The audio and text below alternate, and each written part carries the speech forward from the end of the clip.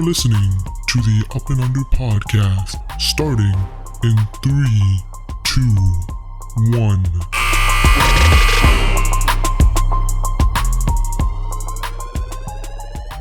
Yo, what's up, guys? Welcome into the Up and Under podcast. I'm your host, Hani. Joined with me remotely is Zeeshan.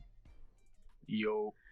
Alright, man. So we're pretty much at the All-Star break, or just coming upon it from the time that we're recording this episode. And after the All-Star break, the next big event in the NBA calendar is the trade deadline.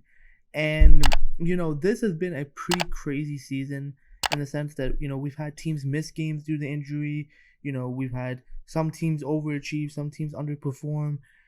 But the trade deadline has always been that time of the year where the true contending teams tend to load up for a playoff run, and the rebuilding teams tend to, let go of guys or try to recoup some assets for expiring contracts, or try to get some draft capital or young assets, for the rebuild. So, there's a lot of rumors going around, a lot of players who, are in trade talks. And so we kind of wanted to, jump into that and give our kind of take on the trade situation. And since now that we have an idea, a good idea of the NBA landscape, how teams and players have performed, it's a good idea to kind of take a look at some of the players that could be moved by the trade deadline. And particularly, we are focusing on veteran players who we feel are going to be moved. Because, if you're a veteran on a rebuilding team, you kind of enter on an expiring contract. You kind of are in a position where, you would want to be moved to a contender. And, even if you're a vet with years left on your contract, you might want to be in better situations, or a team might want to move on from you. So this season was kind of interesting, where there's a lot of players in that boat. And I think we just want to break down some vets that we feel we're going to be moved by the deadline. So the first one that I think we gotta get started with, and this one, it hits home. It hurts a little bit more to bring it up, just based on the fact that he's been our best player, the Raptors' best player, for the last 8 years. He's been part of the most successful run in franchise history. He brought a championship to the city. But the first vet that could be moved by the deadline is Kyle Lowry. Now, he's been in trade rumors as of recently, and a lot of it kind of stems because of the fact that he's on an expiring deal, and the Raptors aren't performing to the level of a championship contender. And Lowry going to be 35 this month, he's in a stage in his career where, does he want to be in a rebuild, or will he even re-sign with the Raptors? But this season, he's still having a great season. He's averaging about 18 points a game, 6 assists, 6 rebounds, shooting 47% from the field, 40% from 3. And he's established himself as the greatest Raptor of all time. That's hands down. Like, he's going to get a statue one day at Scotiabank Arena. He's going to get his jersey retired. All that stuff for Kyle Lowry. But it kind of just comes down to whether or not Kyle wants to move on. If Kyle Lowry isn't going to re-sign this offseason, it's in not only Kyle Lowry's interest, but the Raptors' best interest to look for a potential trade partner for him. And he's still a very good player in today's game. Like, I think a lot of people really discredit some of the things that Kyle Lowry brings to a team. His numbers might not be the best, but you can't deny he's one of the most savvy, intelligent, two-way guard that we have in this league. Been fantastic for us as Raptor fans. Yeah, in terms of what you're talking about, right? Kyle Lowry's, we all know it, at this point he's on an expiring contract. He's about to be 35. The Raptors are clearly going in a different direction right now, especially since they have their heir apparent in a guy like Fred VanVleet. Now, for me personally, I've kind of made it known that I don't really see Fred VanVleet as a successor to Kyle Lowry, because I feel the intent, the molds are similar, but in terms of their play style, they're not really, if you look at it, if you watch the games, they're not really similar in the type of style that they play. I think there could be even right now, you look at the record. Oh, they're whatever 17-1 without Kyle Lowry in their last 18 games or whatever it is, and that doesn't really tell the full story because of how valuable Lowry actually is to a team in terms of his playmaking. Um, his, one thing he definitely does better than Fred is his mid range and his finishing. And again, he is a much better playmaker than Fred VanVleet at this stage of his career right now.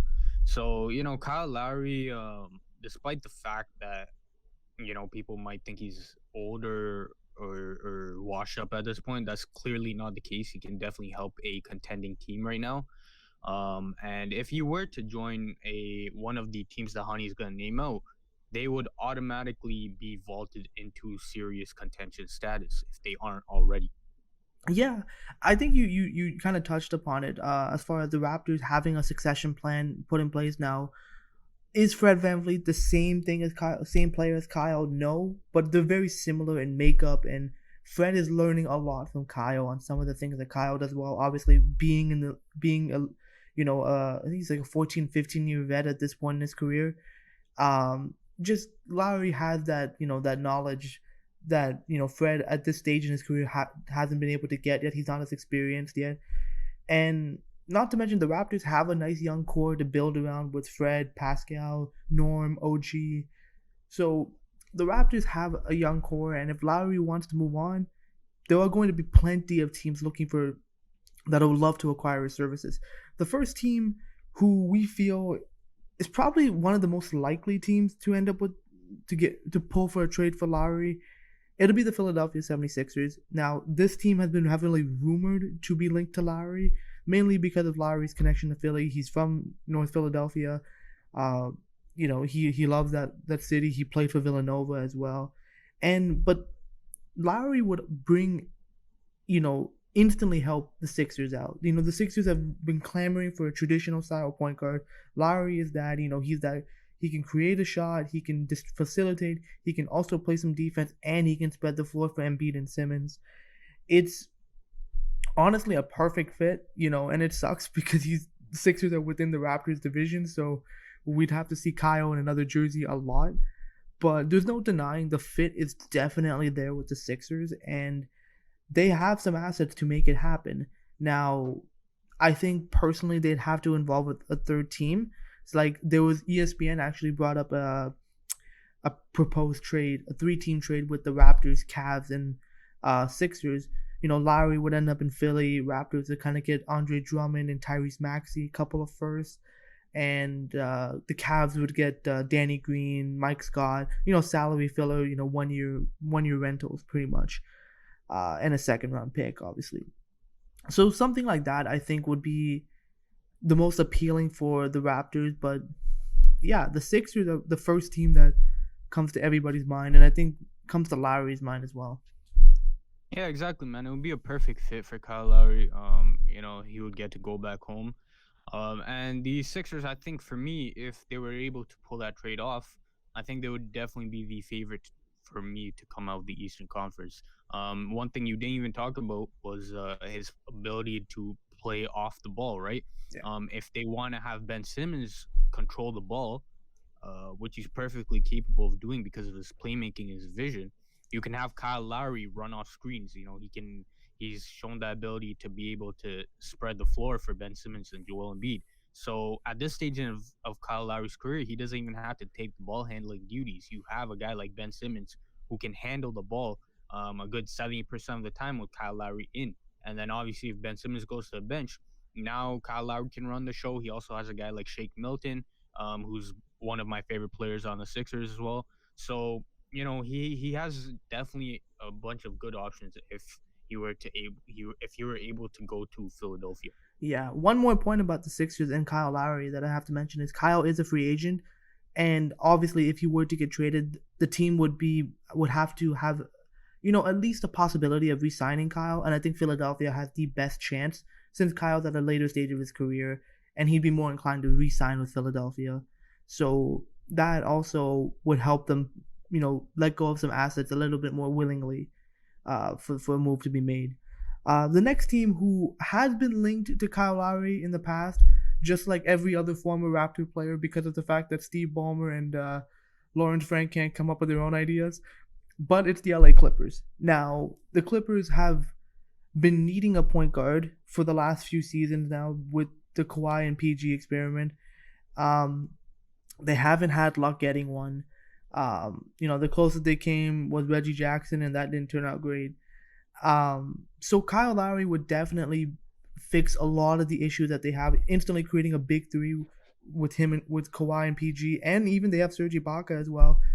Not to mention Kyle Lowry has a familiarity playing with Kawhi and Serge, and he just fits right in. Like it's that missing piece that the Clippers have been missing, and again, just like you said for the Sixers, you can easily see the Clippers being vaulted in as being the favorite to come out of the Western Conference, adding Kyle Lowry to the team. The problem with the Clippers acquiring Lowry is how they would do it, because the Clippers really don't have a ton of assets that would intrigue the Raptors to make a trade like that. Plus, I think for the sanity of the Raptors fan base, I think the Raptors shouldn't make this move. I mean, Alex Wong has already talked about becoming the Joker if Lowry goes to the Clippers. So, just to keep everyone sane, I think we should avoid this one. But no denying the Clippers would be a good fit for Kyle. Yeah, the Clippers would be a good fit for Kyle. Another relationship that he has is with Tyronn Lue, who he's very close with as well. So him and Tyronn Lue would definitely be an instant great pairing together. For me as a Raptors fan, I absolutely would hate it if he were to go to the Clippers because, like, bro, the Clippers need their own culture, right? I think Alex Wong was the one who talked about it. He was like, "Yo, the Clippers are literally just stealing the Raptors' culture." Yeah. They were trying to make like a whole like meme about Serge Ibaka and scarves. It's like, yo, that thing's played out, bro. He doesn't have his co-partner in OG in LA, bro. Like you can't play out that whole meme after we already created it.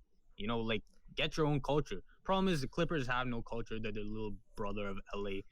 They're the brother stuck in the basement, in the shadow of the Lakers, right? So the Clippers are let's be real, a poverty franchise. I'm not trying to go off on the Clippers, but like it is what it is, man. Like they pissed me off with like their recruitment of Kawhi and then Serge Ibaka going there just was icing on the cake. And I hope they seriously don't win a championship. That's just me personally. Didn't mean to go on a Clippers rant, but I'm a pissed off Raptors fan. I mean, it is what it is, but I still got love for Kawhi and Serge, but y'all done goofed, man. You all could have stayed here, won a bunch more rings, but I guess Hollywood's Hollywood. But yeah, the final team who we feel would probably be another suitor for Kyle Lowry would be the Denver Nuggets. Now, the Nuggets would instantly, create a big three with Lowry, Jamal Murray, Nikola Jokic. It's a unique fit where, now you can take some of the playmaking responsibilities off of Jamal Murray so he can become more of a scorer, which is more of his thing. Then you have Lowry who can facilitate along with Jokic. That pick and roll with Jokic and Lowry would be absolutely deadly. And pair that with the fact that, Denver has a lot of depth. They have good stability. They have a good core of pieces. It's a very solid roster and team. But similar to the Clippers, I just don't know how, great the assets are going to be to intrigue the Raptors. Now, Denver does have some nice pieces, but it's definitely an interesting opportunity, and Denver does need a point guard, and Kyle Lowry could be that for them. Yeah, Denver, I think from the asset point of view, I think I would be more optimistic receiving assets from Denver because of the fact that they do have a bunch of young players. They do have a couple of draft picks, if I'm not mistaken, as well. So from the asset point of view, I think it would make a lot of sense for the Raptors to do that trade. However, in terms of the financial point of view, I don't know how they would make it work. Probably Gary Harris, off the top of my head, would be included in that deal. Yeah, he would definitely be included in that deal. And then maybe Will Barton possibly has to be Will in there. Barton. Yeah, I was just gonna say Will Barton, to make the salaries work. So unless a third team was added in, but Denver's definitely an intriguing fit, I think. And it'd be very interesting to see Kyle Lowry in a Nuggets jersey for sure. Yeah, but bottom line is, I mean, Kyle Lowry is at this crossroad in his career where he can now decide his future. Wherever he wants to go, he can do. As Raptor fans, I personally do not want to see him go. I want him to retire as a Raptor, but you know, it comes down to what he wants, and he's earned that right to make that decision. So we'll see what happens with Kyle Lowry. Yeah, definitely. Now moving on to the next player, and we're probably going to have to speed it up a bit. We have PJ Tucker. PJ Tucker, if you remember before the season, he was very frustrated with the Rockets management, along with guys like James Harden and Eric Gordon. PJ Tucker really wanted a new extension, and the Rockets and him were not able to agree to an extension. And pretty much since then, he's been pissed off, and rightfully so. I would say because of the fact that he's being asked in Houston to wait, and especially for example having to play the center position, which is very taxing for a guy that's legitimately like what 6'5", right? He is a 6'4", brick house, maybe. but yeah, like he is like a brick house, but like dude, he's 6'5", like even if he is like 230 pounds of like full muscle, that's a tough ask for a guy that's PJ Tucker's height, You can't right? teach height. I'm sorry, you Yeah, just can't. exactly. You can't do anything about it, right? And given his work and given the fact that he's been the best corner 3-point shooter for the past like 2-3 years or It's whatever money it from is, there. right? Yeah. So he wanted that new contract, and Houston was at a point where they're like, "Yo, we got to trade James Harden. We might as well just start rebuilding at this point, right?" And so there's no point of giving a guy like PJ Tucker a contract, especially the fact that what when the evidence points to, as a lot of also executives around the league believe, that PJ Tucker at this point in his career is washed, and the evidence does not exactly refute them when he's averaging 4.5 points a game, 4.7 rebounds, shooting 37% from the field, and especially 32% from three. Now we've seen players and veterans, especially, who when they go to a championship caliber roster, they completely rebound and improve massively from where they were at. Case in point, a guy like Nick Batum, who we thought might have been done, and then went to the Clippers and completely revived his career, right? So PJ Tucker definitely has, I think, the ability to do that, given his veteran leadership and the experience that he has. But at this point in his career, it's clearly not going to happen with the Houston Rockets, and the Rockets need to be able to trade him. Especially, again, also the fact that he is on an expiring contract for $8 million. So I think it's in the best interest of everyone for both parties to just move on at this point. Yeah, I mean, PJ Tucker is just one of those vets that every championship team would want. He works hard. He plays defense. He fits the modern scheme. He's just that workhorse type of player that a lot of teams would want. But I think it does make sense at the end of the day, where the direction Houston's going and the direction PJ wants to go in are in opposite directions. So it does make sense for Houston to kind of look for a trade for him, especially because the market for PJ Tucker is going to be there. A lot of teams are going to be interested in him, and his contract is very tradable. Yeah, and even if at this point he doesn't provide the encore value that he once did for Houston, or for Phoenix, you know, his veteran leadership and his voice in the locker room will definitely be a big asset for any championship contending team. He got DeMar to play defense. Exactly. Yeah, for sure. And so yeah, so I think his voice in any locker room would be very important for a championship contending team. Now, a number of teams have expressed interest. For example, the Los Angeles Lakers, the Brooklyn Nets, the Milwaukee Bucks, and the Miami Heat have all expressed interest in PJ Tucker. Now, in terms of what they can do to trade for him, because of the fact that, again, it's not just about PJ Tucker, it's about the Houston Rockets and what they want. So for that fact, the Lakers, I think, would definitely love to have him. Same thing with the Brooklyn Nets. I think he would be very ideal fits with them. However, Houston won't be able to receive much on that end from those two teams. So I think in that case, I don't know about his chances landing with those two teams. Yeah, I mean, it does make sense. I mean, they don't really have the assets. They've kind of put all their eggs into competing this year. So, yeah, I agree. Although they would love to have PJ, but I don't see the Lakers or the Nets making a move. Even the Bucks, for instance. Yeah, the Bucks, I don't think either. Just based on what they already did this offseason, and the massive amount of roster shifting that they've had to do and asset parting that they've had to deal with, I don't think the Milwaukee Bucks are in a realistic position to trade for him. But one team that I think is very interesting, and this team is being linked to a number of other players as well, is the Miami Heat. Now, the Miami Heat would likely have to part ways with Kelly Olynyk's contract or Andre Iguodala's contract. Um, or possibly involve Goran Dragic. Though I think they would want to keep Dragic, but they would definitely have to give up one of those higher end contracts. Even a guy like Myers Leonard, though again Myers Leonard is injured, so the rules surrounding that could be a bit tricky.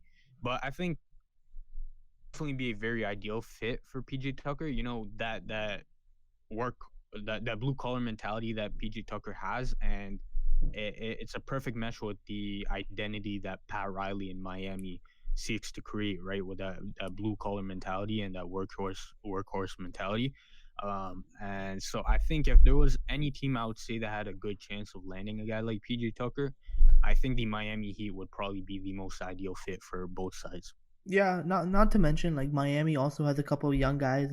They have obviously the Tyler Hero, Duncan Robinson, Kendrick Nunn. They also have like KZ Okpala. They have Max Struss, who they found out of nowhere, and Precious Achiuwa. Precious Achiuwa. So they have some nice young pieces that they could even throw into a potential PJ Tucker deal to give at least Houston an asset uh, as well. So yeah, I think Miami would probably be the most likely suitor, but again, a lot of teams can go after PJ Tucker because he fits on a lot of teams. Yeah.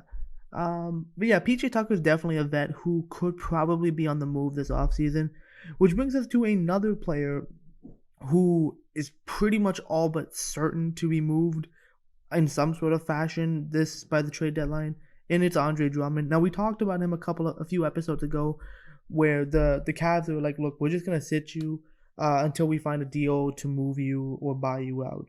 Now Drummond's averaging about 17 points a game, 13 rebounds, 2 assists per game, shooting 47% from the field, getting about 1.2 blocks a game. And he's putting up solid numbers. I mean, contract year for Andre Drummond. What did you expect? And there's no doubt that Andre Drummond is one of the best rebounding bigs in this league, man. He's like amazing glass cleaner. But man, his contract is massive.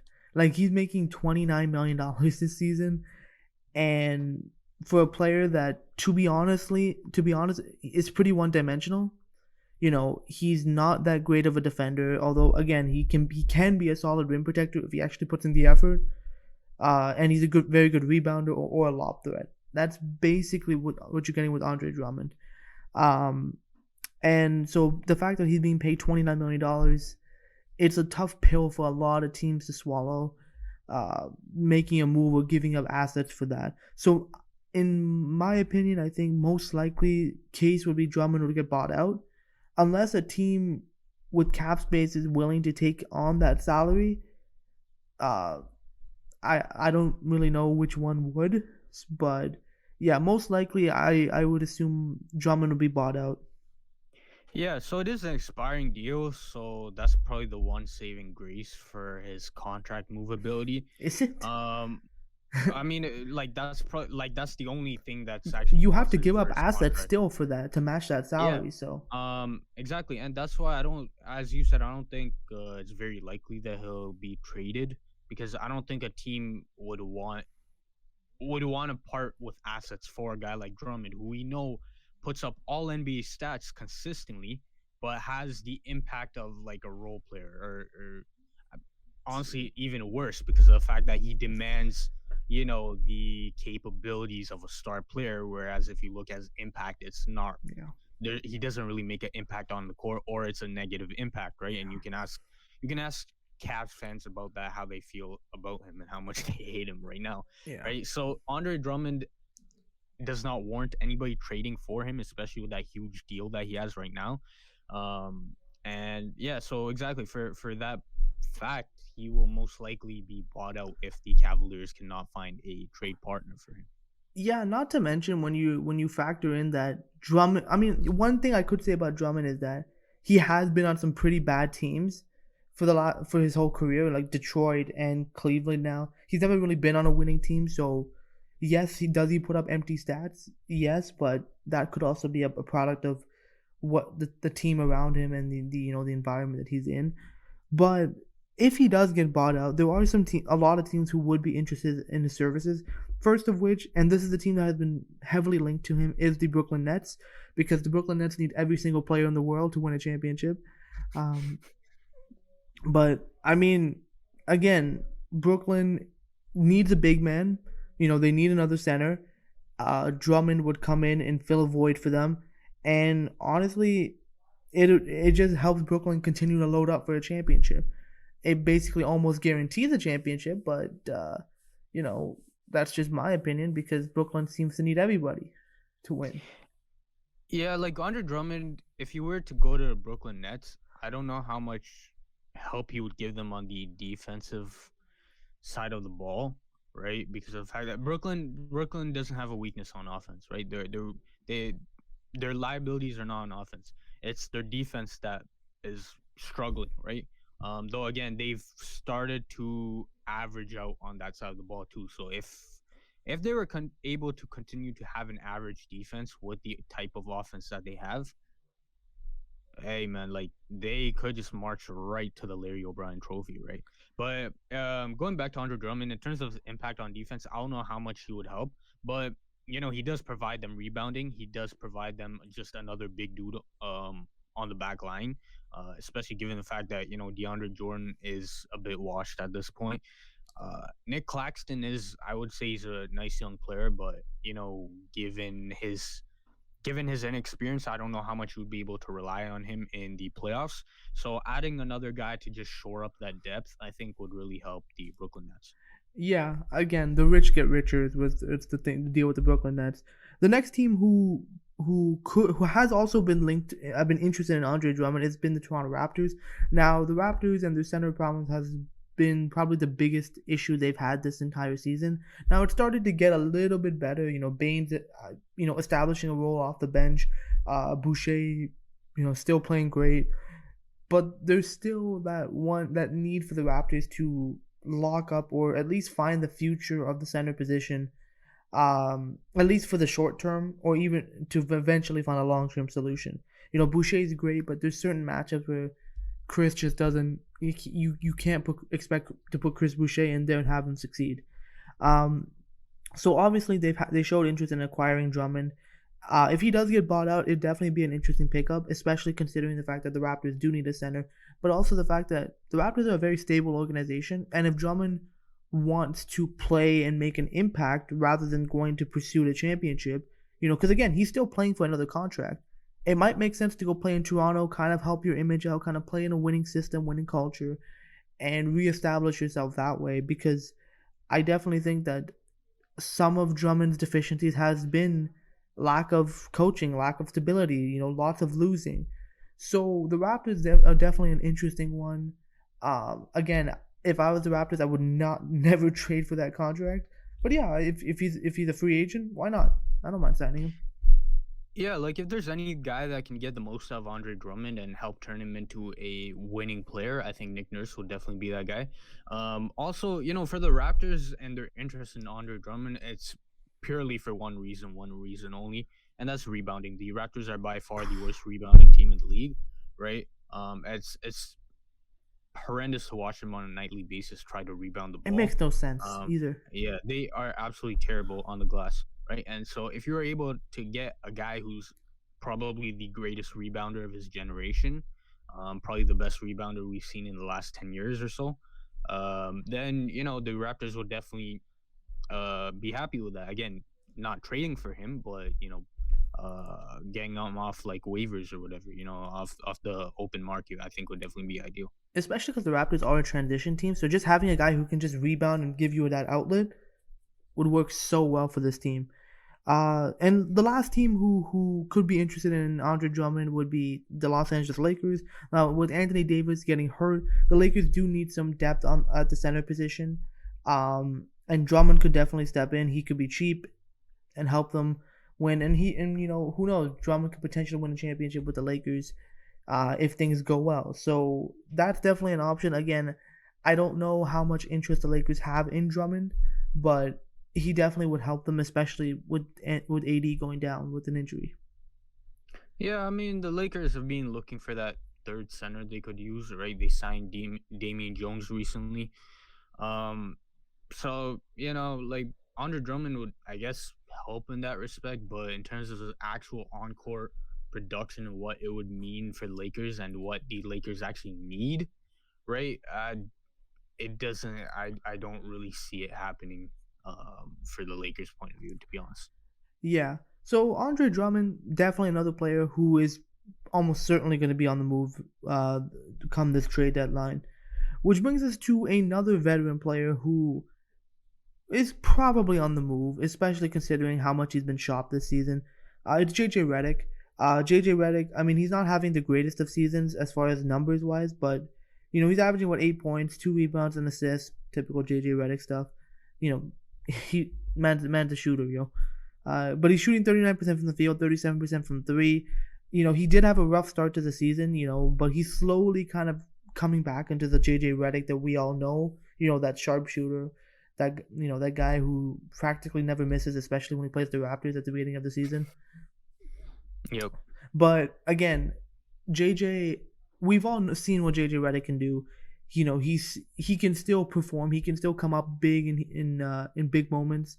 And a lot of teams would definitely be interested in him, especially considering the Pelicans have already shopped him a couple of times already. So I wouldn't be surprised if they do pull the trigger on a trade for JJ Redick. Yeah, like I think we might have already talked about him in our previous trade video a couple episodes ago. But like JJ Redick, every contending team pretty much is trying to get him. And for good reason. You talked about he did have that slow start to the season, but JJ Redick we know is a veteran. And veterans come up big in big moments, as you said, right? And the playoff experience that he brings, and his ability to find his groove in those playoff moments, I think will be a big thing for any contender that's able to get him. And for that reason, pretty much like every team that's trying to run for a championship right now is rumored to be wanting his services. Yeah. Speaking of the championship teams, the first one is the Brooklyn Nets, because once again they need every single player to win a championship. So the Nets would obviously they've been interested in signing JJ Redick since they're going all in. They're going all in for the championship. They're pushing all the chips to the table. So why not add JJ Redick? Also, one other at least incentive for JJ Redick would be that besides chasing a championship, he gets to play with DeAndre Jordan, who he's had chemistry with. That pick and roll handoff has worked well for JJ Redick in the past. Brooklyn can kind of recreate that again for them. So that's definitely an option for JJ Redick, because Brooklyn needs everybody to win. Yeah, I mean JJ Redick would definitely be a seamless fit for them. In terms of, again, what do they actually need? They don't really need offense, I would say, especially when you have shooters like Joe Harris, who is one of the best shooters in the league, and then you have one of the, I think, better shooters coming off the bench in TLC, Timothy Luau-Cabral. So again, I don't necessarily think they need him, but why not? If they were able to get him, why not do it? I can see an entire lineup where they'll just put out, screw it. They'll just put James Harden, JJ Redick, Joe Harris, TLC, and why not throw in Kevin Durant at center? I mean, or you could just put Kyrie Irving instead of TLC. You could do that too, but I was trying to be a little bit more like, let's go shooters all around, kind of thing. Well, I mean, what's Kyrie shooting, like 45% from three this season? So but Kyrie's more of a pull-up three shooter. I'm looking more like catch and shoot, but you get the idea. Brooklyn will tinker with stuff. But yeah, Brooklyn is definitely the first team that has been linked to JJ Redick. Another team is a team that definitely misses him and probably shouldn't have let him go. It's the Philadelphia 76ers. Obviously, JJ has had a history with the Sixers. He has familiarity with them. He and Embiid have shown great chemistry, similar to how him and DeAndre Jordan had that chemistry with the pick and roll handoff in the past. And plus, Philly can use all the spacing they can get. They already know that they need spacing with Embiid and Simmons, and Redick being familiar with their system and play style, and you know fills the need for their team, I think is definitely a good idea for the Sixers to go after JJ again. Yeah, the 76ers were definitely missing JJ Redick last year. I think the addition of not Steph, the addition of Seth Curry has definitely, I think, alleviated a lot of that concern on their part. But, as you're talking about, another guy that's like familiar with the players there, familiar with Ben Simmons, has great chemistry with Joel Embiid on his handoff actions. So, him going there and reuniting with some of those guys would definitely be a great pickup for Philly. And again, you have your primary, I think, 3-point shooter in Seth Curry. So for JJ Redick at this stage in his career, he doesn't have to be asked to be the number one 3-point shooter on that team anymore. He can be another backseat guy while Seth Curry, I think, takes that role. Yeah, and the final team, who honestly I think should be the favorite to go after JJ Redick, it's the Milwaukee Bucks. The Bucks, we talked about them in last week's episode. Definitely check that out if you haven't done so, where we determine if the Bucks are contenders or pretenders. One of the biggest holes the Bucks definitely have is that they don't really have role players or who can step up and consistently, give them points or give them production. Getting a guy like JJ Redick will definitely help them in that regard. He can spread the floor, especially if they're trapping the paint on Giannis. Giannis can kick it out to JJ. JJ can go nuts and shoot however many threes he wants. And I think he's the type of veteran savvy player that can help a younger Bucks team ascend deeper into the playoffs. So Yeah, yeah, I think he could definitely fit that. If we remember, what Mike Budenholzer did with Kyle Korver, right, in Atlanta. JJ Redick, I think, could definitely fit a similar type of role under Mike Budenholzer. And you could see JJ Redick flourish next to especially a rim runner like Giannis Antetokounmpo, and then secondary scorers like Drew Holiday and Chris Middleton. yeah. But again, that to me, I like the going to the Bucks the best one. But JJ Redick is most likely going to be on the move by the trade deadline. Yeah, another guy that we have, I think that has not been maybe talked enough just because of the fact that he's not one of the bigger names in the league, but he's definitely one of the, I think, most valuable players for especially what his contract is right now. And that's Evan Fournier. Evan Fournier. Now Evan Fournier is currently averaging 18.5 points a game, 3.8 assists, shooting 45% from the field and 37.1% from three. Now, as I was talking about his contract, Evan Fournier is currently on an expiring contract.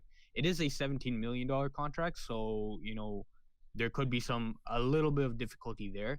But Evan Fournier, nonetheless, is a guy that you don't have to re-sign, a guy that won't be on your books, a guy that can handle the ball, a guy that can shot create for himself as well as assists for other people. He is nearly at 4 assists a game, and that's with the just terrible team that the Orlando Magic have had. Him being able to average 4 assists in his role, I think, is pretty great. And then, not to mention his scoring ability, right? That's the best part about his game. The fact that he can score at all three levels, I think, is great. And even if he was just asked to be more of a spot up shooter in his next role on whatever team that he goes to, he can do that as well. He is shooting 37.1% from three right now. So even if you were to ask him to take the ball out of his hands a bit, he can do that very well. Yeah, ironically, from our last trade episode that we did, we actually took Evan Fournier out of our notes because we just felt like there were other players who we could have talked about. But Evan Fournier is definitely one of those underrated guys who could definitely help a lot of teams out. He can score, he can facilitate, he can create his own shot, and spread the floor. So obviously he's a great commodity. I think at this stage in his career, I think him and the Magic need to kind of part ways. And like you said, there's going to be a lot of suitors for services. Now, his contract, it might be a little bit on the higher side, but it's not as bad or not as difficult to move. Yeah, and for the reasons that you just gave to, I don't see a contender like a solidified contender probably going to get him just because of, like he's a very good player that I don't think a contender would be able to just integrate that easily. Not to mention the fact that it is a $17 million Well, contract, a right? good team, like a fringe team, is what I was referring Yeah, to. yeah. So a fringe, like a very good team. So we have a couple of teams right here. Now the first team is, I think, they do consider themselves a contender. I don't know if we would necessarily consider them a like solidified contender, Not this year. but they do. The point is that they themselves believe that they are contenders. And a guy like Evan Fournier could definitely help them get over the hump in that regard. And I'm talking about the Miami Heat. Now, similar to what I said about who was it? Oh, PJ Tucker. Evan Fournier, I think, would definitely help the Miami Heat in their championship pursuit. He would give them another playmaking scorer off the bench, and especially with the veteran experience that he has. Now, again, a deal for Evan Fournier would definitely have to involve either Kelly Olynyk or Andre Iguodala's contract, because of the fact that, again, Evan Fournier is making $17 million a season. So you would definitely have to give up one of those guys, who are already rotation pieces for you. But in terms of what the upside you're getting from Evan Fournier is, I think at this stage in Andre Iguodala's career, I would definitely likely have Evan Fournier over him. And then, Evan Fournier, I think, is more. He can do more than Kelly Olynyk can, especially given the fact that Kelly Olynyk will be a negative in the playoffs because of his defense, especially next to Bam Adebayo. So you would want another guy who can facilitate and create for himself next to Bam Adebayo, rather than a guy in Kelly Olynyk who's a bit of more of a spot up shooter. Yeah, I mean, Miami's a good fit for him. Honestly, he is a good complementary piece to Jimmy Butler, Bam Adebayo. He can kind of spread the floor and create his own shot. Especially him next to Dragic. That's a very savvy kind of backcourt that you have going on there. And then, not to mention, you got the young pieces as well to make a deal happen, and the veteran contract. So Miami could definitely make a deal with Orlando for this. Now, how willing would Orlando be to trade at Fournier within the division? You're literally not even maybe a 2 hour drive away. I don't know how likely they are to do that. But I think it's 3 hours. Yeah, roughly something like that. But again, it definitely is a good fit for Miami and Fournier. And I think Orlando would actually get a good deal off of them as well. It's just a matter of how likely would it be to happen. Who really knows? And what would Miami be willing to give up? We talked about guys like Precious Achiuwa, for example, like Duncan Robinson. What would Miami realistically be willing to give up in that regard? We've heard that Miami views Precious Achiuwa as Bam Adebayo number 2, right? So I don't think they would be. He's a good player. To give him up. He's a very good player. He's a very good player. So yeah, Miami in that regard also has to consider what they want to give up as well. Yeah. Another team that could be willing to trade for Evan Fournier is the Indiana Pacers.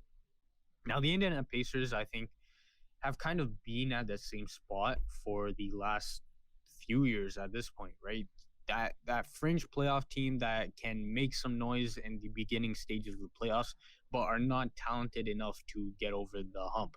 Now, Indiana is a smaller market franchise as well, so they could just be content with being at that stage, but if they are content to be at that stage, another guy that they could get is Evan Fournier, and he would just help solidify their playoff position, I guess, even more. Now, again, they would probably have to involve either they would have to involve Doug McDermott's contract and probably one of Jeremy Lamb or TJ Warren. So in that regard, it is a marginal upgrade for the Indiana Pacers. It's not a huge upgrade. It is a smaller upgrade, though. But Evan Fournier represents, I think, more consistency than any of those 3 guys that Indiana currently has. So, I mean, again, it's not a perfect scenario for either side, but I think it's definitely one that could work. Yeah, I mean, again, he fits Indiana's culture and style. Now, like you said, will it actually happen? Will Indiana want to move? Because it kind of seems like a lateral move for them. Who really knows? But it definitely would work out for them, especially with with Nate Bjorkgren and his system. It's free flowing. It kind of fits with Evan Fournier does very well. So I definitely think Fournier going there would definitely be a good help for them as well. Yeah, and then the final team we have for Evan Fournier is the Golden State Warriors. Now, I think I talked about this in the previous episode we did. I might have, I'm not sure. But I think Evan Fournier would definitely be a nice fit for the Warriors, considering the fact that they need that secondary shot creation and scoring next to Steph Curry. We've seen how reliant they are on Steph Curry. And especially when Draymond Green is out of the lineup, and like Draymond Green is literally the difference between them being a playoff team and them being a bottom feeder, right? So Draymond Green at this stage in his career is going to miss a couple of games. So especially when that happens, you want a secondary guy like Evan Fournier who can at least help alleviate some of the tension for Steph Curry in the offense. Yeah. Now, a move would definitely have to involve probably Kelly Oubre's contract, because if you go down the board for Golden State's roster, there's not much they can do in the way of trading for Evan Fournier besides Oubre's contract. So a deal would definitely have to involve him. Now, are they willing to part with Kelly Oubre? He is also on an expiring contract, but he has been playing much better in the past few months. So depends on what they want to do with Kelly Oubre. I think for me personally, I would definitely take Evan Fournier over Kelly Oubre. But again, it all depends on what the Orlando Magic will want out of the Golden State Warriors and what the Golden State Warriors will be willing to part with. Yeah, I mean, again, like we said in the last trade episode, where we think like Fournier would definitely be a good fit for the Warriors, especially he's a good complement to Steph and Klay Thompson, because Draymond, his offensive game has kind of regressed a lot, but his defensive impact is still there. But I think the Warriors definitely need that third scoring option, and I think getting that from Fournier and then maybe even splitting that with Wiggins makes the Warriors a pretty dangerous team as a whole. And like you said, if the price is giving up Kelly Oubre Jr. and maybe a few draft picks, might be worth the cost to get a player that could definitely help you get back and start competing again in the Western Conference. Not to mention the fact that if Evan Fournier does feel like he can win a championship soon with Golden State Warriors, he might just re-sign with them for a more feasible contract. So that's definitely an option that Golden State could definitely explore as well. But those were the main players who we kind of feel are going to be traded or moved by the trade deadline. Let us know what you guys think. Agree or disagree. Where do you think these players are going to be moved to, if they are going to be moved? Now, we do have some honorable mentions that we kind of want to touch upon quickly. Obviously, we're not going to dive too heavily into them. First player of which is Hassan Whiteside. Whiteside, he's kind of just on the Kings because there was no other suitors for him. I think a team that needs a center would probably make a move and go to acquire him. He's pretty cheap to get.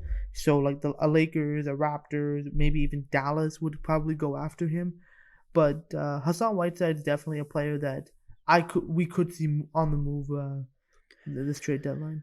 Yeah, Hassan Whiteside, like the question with him has always been his effort, or just his IQ, right? But you put him on a championship contending team, especially a team where he's not asked to do much outside of his role and what he's good at, then I think you can see a guy like Hassan Whiteside really flourish, especially when you surround him with veterans like the Raptors have, or especially like the Lakers have, and the Lakers have reportedly been trying to get him. Obviously, if you put LeBron in front of him, like, bro, Hassan Whiteside isn't gonna mess around with LeBron there, right? So, if you're asking Hassan Whiteside to just stick to what he does best, I think he could definitely be a big boost for a championship contender, or just a regular good playoff team. Yeah, absolutely. So yeah, Hassan Whiteside definitely an honorable mention for us. The next one is Harrison Barnes. Harrison Barnes, he signed that massive contract. Shout out to Harrison Barnes' agent for getting him another big contract. But he's still a solid player. Gets about 16 a game, 6 rebounds. He can still provide a championship team, or even like a good playoff team, for sure. I think the only roadblock is his contract. He's making about $38 million over the next 2 seasons. But so it might be difficult to make a trade for him, but he would definitely be a good player for a lot of teams. For a couple that come to mind is the Boston Celtics. Will kind of replicate that Gordon Hayward role that they lost. The Chicago Bulls could also definitely use some secondary scoring. And even the Dallas Mavericks can surprisingly, who traded Harrison Barnes away, could reacquire him back. Yeah, the most linked team I think to him has been the Boston Celtics in terms of what they want. They pretty much want Gordon Hayward number two, and Harrison Barnes can fulfill a lot of that. That two-way type of player. Um, Dallas would probably have to involve James Johnson, Josh Richardson's contracts to make it work. But as you were saying, Harrison Barnes, like he would be a great fit for any team. The problem is his massive contract, right? He's worth like $20 million next season and then $18 million the season after, right? So it's gonna be very difficult to trade him. But again, if the Celtics, for example, are desperate enough and feel that this is the year for them to try and go for it, then maybe they will be able to put a package together for him. Though it would likely need a third team to be able to happen. Yeah. So yeah. Now, finally, a few honorable mentions that again, who we feel are going to be moved, but we just don't know where or how they're going to be moved. First of which is Blake Griffin. He's obviously in a similar boat as Andre Drummond. Most likely he's going to be bought out, but that's a lot of money that the Pistons are going to have to eat in salary. Next player is JaVale McGee. Similar situation to Hassan Whiteside, where he's a decent veteran center who, if a team needs a center, could acquire for the cheap. Next one is Buddy Hield, who is a little interesting, especially considering the Kings are absolutely garbage this season, and Buddy is kind of expensive for what he is, especially with the emergence of Tyrese Halliburton. How valuable is Buddy Hield? That who really knows. And I think Buddy Hield is like the odd man out at this point. Yeah. Again, as we were talking about, Tyrese Halliburton's emergence has definitely put, I think, Buddy Hield in the spotlight. Yeah. And finally, it's Victor Oladipo. Now, Oladipo just got to Houston, but he is on an expiring deal. And let's say if he doesn't want to resign in Houston, Houston might be inclined to trade him. And again, I've said it. I've been saying it since the beginning of the season. I think the Raptors should go after Victor Oladipo. Zeeshan disagrees, but I think there are going to be suitors for Oladipo, but Houston could potentially move him if they feel like he's not going to resign. Might as well go recoup some assets for him while you can. But yeah, those were kind of the players who we feel are going to be moved by the deadline. Definitely let us know what could be moved. Nothing's for sure in the NBA, but definitely let us know what you guys think. Do you agree or disagree? Who do you think is going to be moved? Where do you think they're going to be moved, and why? Let us know. And finally, to conclude this week's episode, we want to jump into the up and under segment. A couple of headlines we want to talk about. The first of which, are you up or under on Victor Oladipo apparently turning down a 2-year, $45 million extension from the Houston Rockets? Now, the Rockets obviously are just traded for Oladipo in the James Harden deal. Would like to re-sign him to pair him with John Wall and Christian Wood for the next few seasons. And this is the most amount of money they are able to offer him at this time, but he turned it down. Yeah, so I think speaking of Victor Oladipo, to your point where you're talking about him before, I think I'm up on it from his perspective. The biggest thing Victor Oladipo wants right now is long-term security, especially given his injury history, right? So he wants a longer contract. Obviously, Houston's not able to give him that, though I think they're able to give him that in the offseason. So they still have a chance to be able to re-sign him. But Victor Oladipo, like, how much does he want to sign with a team like Houston, who's clearly at the rebuilding phase, right?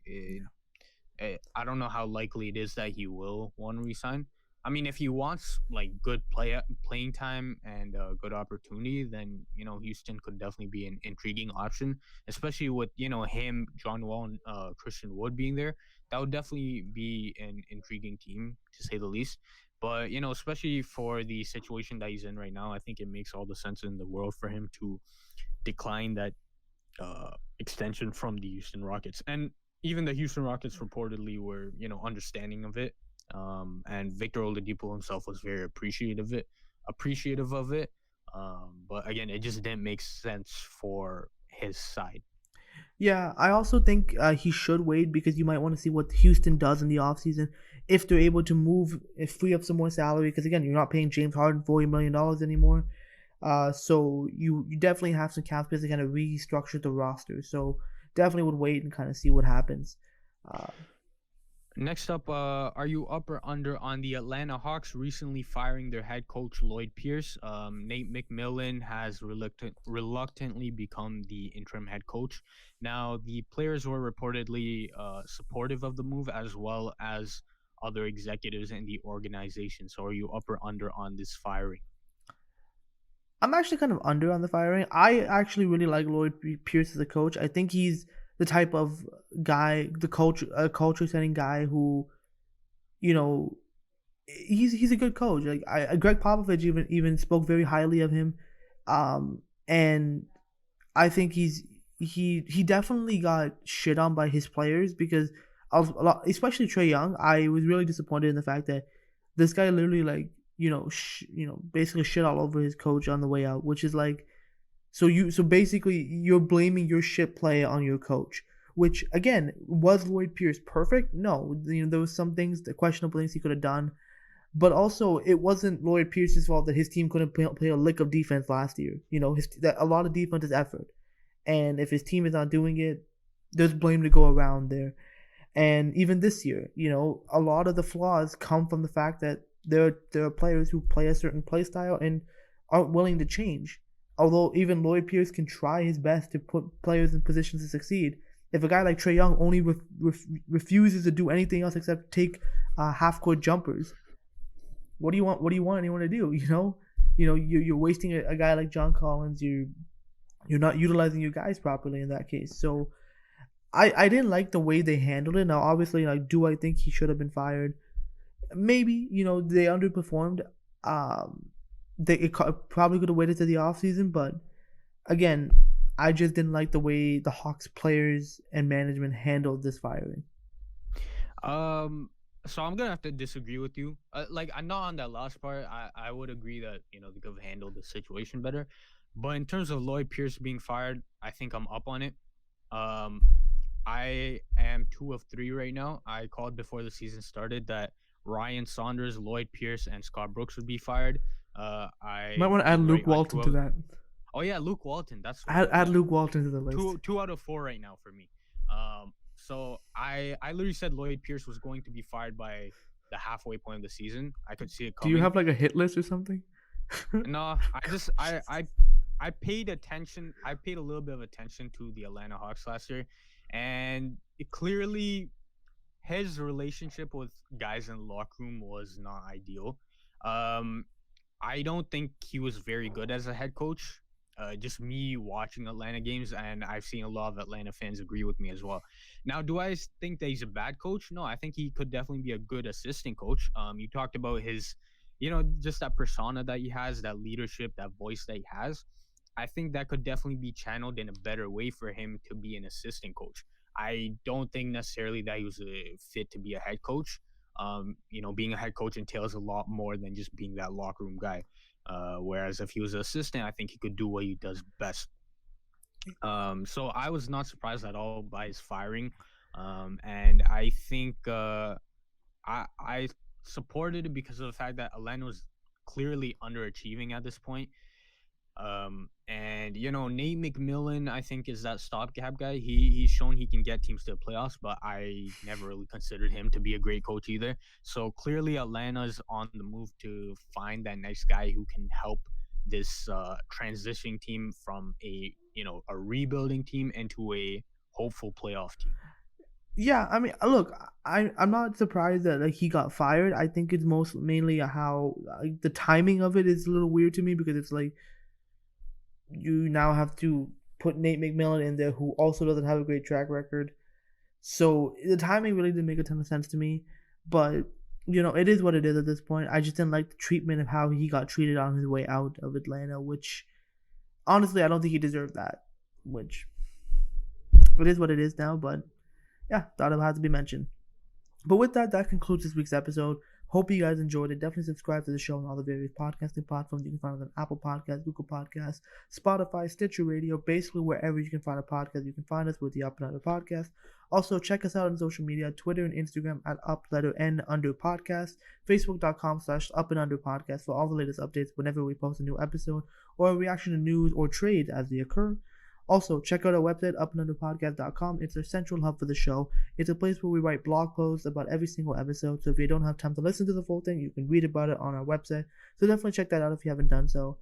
And yeah, man, we're at the All-Star break. Trade deadline is very, very soon.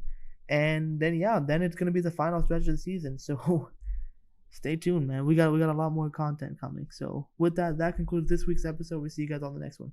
Take it easy. Easy.